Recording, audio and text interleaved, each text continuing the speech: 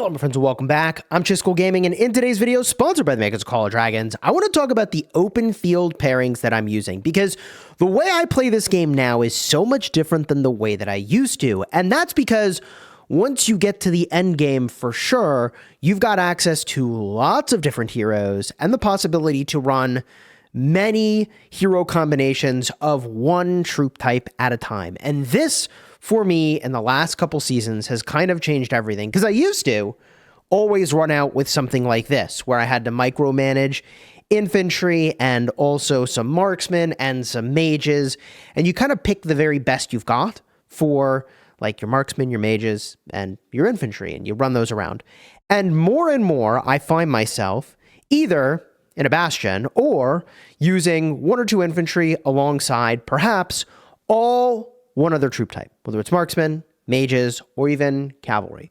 So let me show you what I'm running for these different combinations, and we'll talk about why it is that I'm using what I'm using and what you might ultimately want to copy. And obviously there's a lot of room to improve what I'm doing here, because the bottleneck for all of this is actually having the artifacts and also the troops to support running this many of a troop type at a time. Now, I made a prior video talking about the archer open field combinations that I'm using, so I'm not going to revisit this for too long, except to say that it is by far my favorite thing to use in the open field is all marksmen.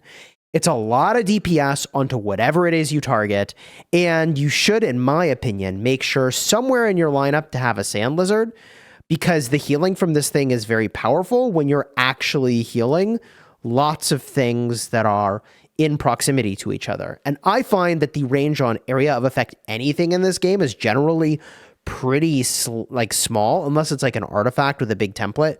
But like pet area of effect damage, active skill damage, all that stuff is typically a pretty small template. So having all these marksmen stacked on top of each other with some healing is really powerful. In fact, I have heard people say that they have tested a full stone aura sand lizard configuration that, I mean, I could see how it could work.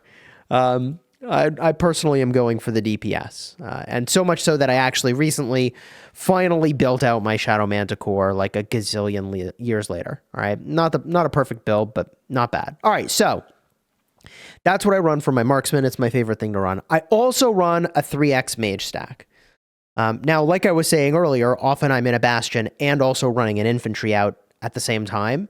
So that's how I end up in this situation where a couple of these slots are left open. I also could stand to beef this up by using some universal heroes like Thea, perhaps, in the lineup to get more mages in here. In fact, if I were running an additional combination, I know I haven't even talked about what I'm running yet, but I would add Thea and pair with Moo, wherever she's at. I haven't actually worked on her yet, but I have been hearing it is completely busted. Oh, I guess it's all the way up here. Yeah. Something like this. I got to look into which way to run it, if she should be the primary or the secondary. Anyways, here's the three that I'm running, and it's like pretty uncontroversial. Lily Velen, obviously very good together, a lot of synergy.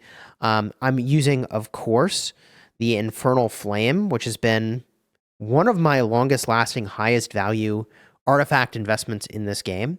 Sapphire Phaedrake has been a great investment. So the Sapphire with the Lily Velen and the Infernal Flame, amazing combination. After that, I added Burt and Tohar. I'm using Burt primary these days. The Shadow goes with it, and the Shadow's fine. I do think you might be able to do better just generally for area of effect damage, but often you're targeting just infantry, I find, with mages. And so in a lot of ways, I want this combination to work like an infantry buster. And because I didn't get their artifact, which would definitely be better, a Mirage Orb is the lowest level here, just the unlock. If I had an Exemplar, I'd use it, but I'm using Breath of Gigantus, which I'm finding, let me tell you, like, it wasn't as good, like, it was really good initially, I thought, and then I thought it wasn't as good, and now I think it's really good again, where I'm just finding lots of armies to be all stacked up on top of each other, and you hit them with that Breath of Gigantus, and it's like, bro, gee. Solid artifact, magic attack and legion attack is good, the defense break is good. It hits 10 legions, which is fantastic. All in all, pretty happy with how this has performed for me, although It doesn't perform as well as my other hero pairs, and that's because this is 5% damage taken and damage dealt, whereas this is 7.5%. And now I'm using Thunderlin and Thalia, and I've got this artifact, the Thunder Elegy, 2 levels now, which only 2 levels, okay, I mean, it's, 3% extra damage taken and dealt because it's Exemplar, that adds up to 8% damage dealt and taken. And that is just good enough, let me tell you. It really is. Now, this combination, I'm using a Seraphic, and the Seraphic has served me pretty well. I tried to do a low-ish spend version of a pet here, so I didn't put too much into the skills here, expense-wise, and honestly, for an 8-slot pet, it served me pretty well. It does damage, it heals, and can enhance the damage, which is quite nice when it all works out, all right? So that's what I'm using there, the Seraphic Phaedrake, all right? This is the mage combination I run. I like this combination. I use this instead of the Marksman only when I find myself not confident in our ability to keep the Marksman protected. In a season with long-range warfare, it's just interchangeable, and I try to run down the stamina on, all my different troop types so that they can start recovering stamina as quickly as possible. And then I focus on whatever I feel like is going to serve me best in the situation. Which brings us to the Cavalry. Now, this is a troop type I didn't run at all in the past. Literally at all. And I started to run Cavalry after they made the change for the way that the Cavalry unit charge works.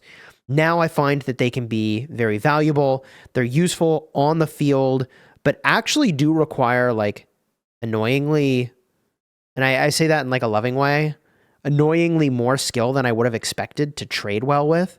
Like, when you're getting absolutely dumpstered by Cavalry, and at some point you will, it just feels like they're rolling their face on the keyboard and going, super positive. But you do really need to get the hang of how to use them properly in order to trade well. And it's not exactly a rocket science. They're Cavalry, not tank units, right? They can take hits if they have to, but it's a frontline DPS, and you need to treat it as such. And when you get that balance right, which is actually harder to do than you would think, you absolutely slay. And once you get the hang of it, I think it feels more like a second nature. But until you get the hang of it, it's wait, I thought I could just roll my face on the keyboard with these. And it's well, I mean, if you're catching people out, maybe. But otherwise, no. So here's what I've got, all right? I started with Bakshi Emrys back in the day. And I say back in the day because day one, I maxed Spring Blades, right? I went for it. Full send, okay? And I've got a Golden Rock on here that I haven't even built out all the way. I started to regen this when the new calves came out because I was let me just see what I can get. And honestly, I low-key wish my Moon Bear had started like this. This is insane. This is very good. This is a really great 8-slot pet, all right? So I'm using the Bakshi Emrys. Serves me very well.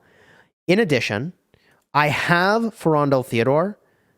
Kind of unimpressive. I can't tell you why. It just is I don't know. It's now that I have this at the Exemplar tier, which I got pretty lucky to get, it's performing equivalent to my other marches. Could be something I'm doing wrong. It could be that the pet I've got here is just not good enough yet, and it's true. I goofed around with this ages ago. This is not impressive. There's a lot that I could do with this to enhance it. So this Cav March is the first one I actually take out of this lineup when I go to send Cavalry out because it's the least performant. I do think that is in part from the pet. And then we've got Urag and Tobin. Okay, Urag and Tobin, obviously strong. I happened to get Exemplar Kingslayer, and I figured, you know what? I may as well use it here. I mean, it's Cav attack, Legion attack. It's solid damage. It's a 7.5% artifact. I never got the Wolf Howl horn, so yeah, here we are. That's what I'm using, okay? Obviously, you can do better. Obviously. Especially if you had this Exemplar. Be way better. But all things considered, this is solid, and it does what I need. Could you do better? I'm sure, again, you can. But the thing that I've noticed when I'm running so many marches is that I need to take advantage of the free-to-play artifacts. In fact, one thing I would like to do when I make a new Mage March is that, very simply, the next artifact I end up using here is going to be this guy, the Phoenix Eye. Once this flips Exemplar, I would actually probably take out Breath of Dragontis, just for the extra all damage. It's pretty solid, and the extra damage dealt is really good. So I would consider doing that, all right? But I wanted to mention that, now I'm swapping in the artifacts that, you can get them from keys, and you'll build up a lot of those as you want to ultimately pull for Exemplars. So the other unit I've got in here that I may or may not bring out is Infantry. Maybe I'm just doing it wrong. I would definitely believe that. But when I run this ball out, the goal of this Infantry is to sort of soak damage more than it is to give me a huge trade positive. And in order to get it to run with the group, I am using the Springbird Feather. If you've got any other tips or tricks for how to do this really well, definitely let me know kind of what you're using for your inf config. I've got Chisgule in here so that I can take advantage of the mobility tree to actually go fast enough. But if you think I can go fast enough with just the mobility tree and not this artifact, I'm all ears. You let me know in the comments. I've not been able to create that yet. And I've got a Venom Lizard on here purely for the damage. You could totally go with a Sand Lizard and use this as an army that's like healing your calves a little bit. I wouldn't be opposed to it. What I will say for the Cav pets over here, and even this guy I could kind of build out more, I wanted to go with a really cheap Blade Manticore because I wasn't sure how much I would use calves. And this season it's like, oh, hey, I'm using this a lot. So I should probably upgrade a few more things here, put something in this slot, obviously. But in order to build this pet super, super cheap, I just went with hero skill crit chance and just increase the hero skill crit rate. Because, these two are doing big hero skill damage. In the talent build for this guy, which I could show you, I'm going in on the crit rate. And so since I'm already doing a crit rate, crit damage build, sure, did it nice and cheaply. And the funny thing is that people probably look at those pets and they're like, wait, but bro, you're a content creator, blah, blah, blah. And it's like, yeah, I mean, the pet where I'm dropping big money is right here. If I'm going to rally Garrison with it, big money pet. Big money pet. If I'm going to open field, yeah, I'll put a few money skills into it, but I try to avoid the super expensive skills. Oh yeah, Urag talents. That's what I was going to show you. So for Urag's talents, right? I know that pet build might seem weird, but when you launch normal attacks, you have a 10% chance to get, 10% crit rate. So I'm just increasing my crit rate. And by the way, you deal more crit damage. So I got a good synergy going there, right? I got a good synergy going there. So I'm just trying to tap into that. Synergy when I enter battle. It's a pretty solid one. So I'm increasing my skill damage dealt. I just want to crit if I can. And just do as much damage as I can up front. And, obviously with all cavalry pets, you absolutely, no questions asked, want to get Fierce Attack because you're getting an instant activation of an active skill when you enter into combat. So you really want to push that package, the FA package, if you can. By that, I mean all of the skills related to Fierce Attack. So that would include the Intense Fierce Attack, giving you a higher trigger chance, and maybe the skill you can't buy with money is the Advanced Fierce Attack. You might also do. I think the chance to trigger, personally, is what I would prefer, but the advantage of this skill, increasing the damage you deal, is, sometimes you're not doing much damage at all, but then when you do get this to trigger, it's a lot of damage. Anyways, yeah, Fierce Attack, really, really solid here. So the other thing we obviously need to talk about is hey, Chisgule, if you're running infantry, what are you using? You can see I'm pretty much in a bastion all the time, and I've actually got to get back teleported over to this fight. So I'm in a really weird spot because I either have Danfell or Goresh in a garrison with Magro all the time, and that limits what I can use. The only reason I'm using, funny enough, Danfell in this garrison at the moment is because I wanted to use Goresh in the field again. I really just want to use him. So my starter presets over here involve infantry, and I think this one involves Danfell. I don't even know why that's a preset. This one involves, I don't actually know what those two are. Let me see here. Oh, okay, great. Yeah. I don't know what these two presets are. I may as well delete them. Well, okay, this one's a garrison. We know what that is. But this first one, I don't know what that is for. But this, it's funny. I have a preset I just haven't even used.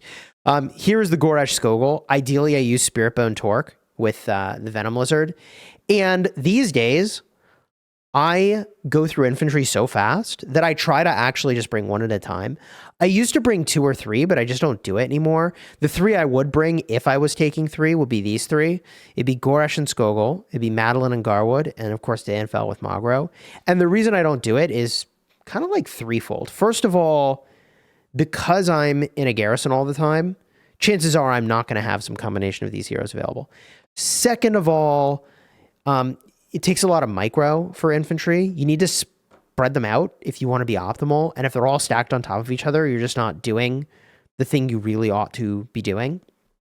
And then third of all, the danger of my running lots of infantry all the time is that I literally never turn off all season long. This guy over here in the policies. Bitter end. So I got to be really careful about losing infantry, because once I'm out of infantry, I literally cannot garrison anymore for the team. Like, think about that. Like, my role is to garrison, okay? And once I'm out of infantry, I can't do this anymore. Like the Alliance loses this garrison once I'm out of infantry. It's just gone, right? I either have to train more or that's it. So you only lose like a couple hundred infantry at a time, but like I can't be losing 1,000+ infantry every time I leave my city with infantry, because over the course of a season, I'm doing that many times over. Now, when I do not have my Spiritbone Torque, like is the case now, I like to use Shield, and I have been an absolute menace. Guys, look, TFS will tell you that I'm doing this, and that maybe they think it's funny, maybe they think it's annoying, but like, I basically charge into their group and then shove their DPS out for our DPS to slay. And like, hey, look, if you see someone just doing this nonstop, literally every 90 seconds, yeah, it either changes the way you play, or eventually at some point you might just get eaten. It just like is what it is, right? But that's kind of my goal with this march, is to like kind of do what the rest of the infantry are doing, kind of block them at times, but then other times just run in and actually serve up the enemy's DPS on a shield. And it's like, it's so diabolical. The other thing that I periodically do is I might use this hammer, but I haven't even taken this to 6 stars because I think the stun effect is very good. And because it flipped Exemplar, if I had this maxed, I would obviously find a way to use it. I don't have it maxed, so kind of is what it is.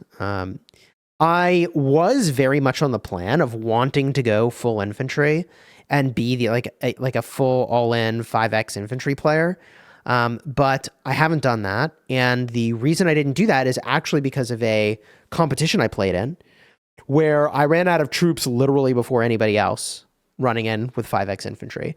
In case you missed this competition, I'll have a card in the end screen for it. You can go watch it. It was really fun.